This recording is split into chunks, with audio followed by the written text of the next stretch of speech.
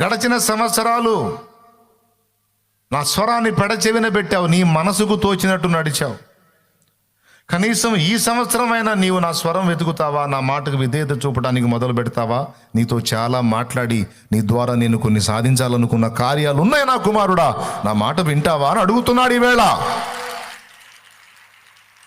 కనీసం ఈ సంవత్సరం నుంచైనా నాకు లోబడతావా? మళ్ళొక్కసారి నీ హృదయం పట్టుదలతో నా మాటలు పట్టుకుంటావా? అయ్యో ఇశ్రాయేలు, నీవు నా మాట వినుట ఎంత మేలు. నువ్వు అనుకున్న, నువ్వు సాధించేయని అల్పమైనవిరా, నీ ద్వారా నేను గొప్పవి చేయాలనుకుంటున్నాను నాన్న.